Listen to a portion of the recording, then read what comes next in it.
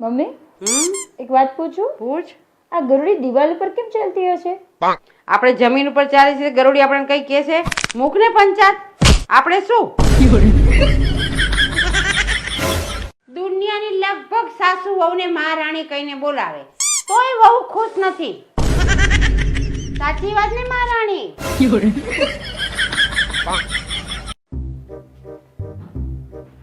Fruit લાયક નહીં બેટા? નહીં. કેમ? અરે તમે જે ધીરજભાઈ ફ્રૂટ વાળા કીધા હતા ને કે મળ્યા જ નહીં. કોણ ધીરજ? તમે તો કીધું હતું ધીરજના ફળ મીઠા હોય. આજે ખાવાનું શું બનાવવાની છું?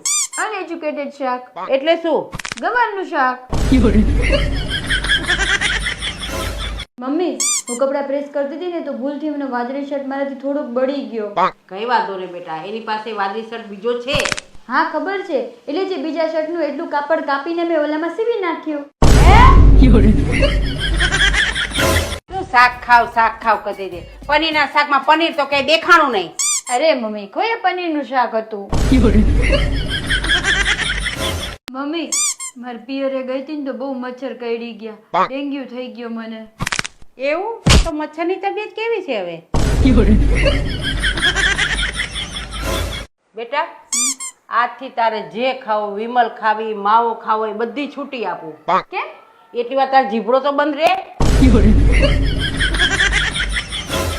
મમ્મી હું રાતે રસ્તામાં એકલી જતી હોય અને અચાનક કોઈ ભયાનક ચૂડેલ આવી જાય તો? કઈ વાંધો નહીં, બેસીને બે બેનું સુખ દુઃખ ની વાતો કરો. જો બેટા જીવનમાં કોઈ દી ખોટું નહીં બોલવાનું, ખોટું બોલવાથી પાપ લાગે. હા એ વાત તો સાચી છે મમ્મી, પણ સાચું બોલવાથી આપણી પથારી ફરી જાય એનું શું કરવાનું?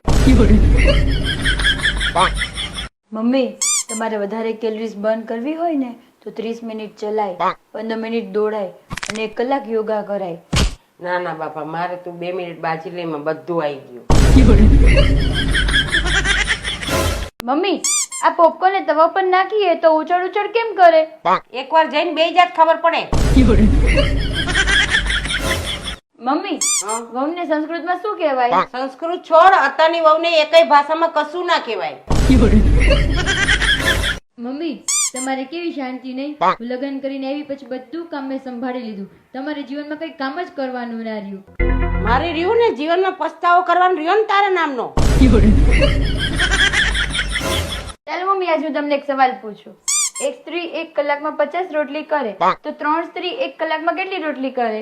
3 ભેગી થાય તો આખા ગામની આગા પાછી કરે, એકય રોટલી ના કરે. અરે મમ્મી જો તો કેવા સમાચાર છે. અમદાવાદમાં કમળાએ 18 માણસોનો જીવ લીધો. અર એ કેટલી ખતરનાક બાઈ કહેવાય. મમ્મી હું 16 વર્ષની થઈ ને ત્યારથી મારી હાઈટ વધવાની જ બંધ થઈ ગઈ. ચિંતા શું કામ કરે? જીભડો તો વધે છે ને.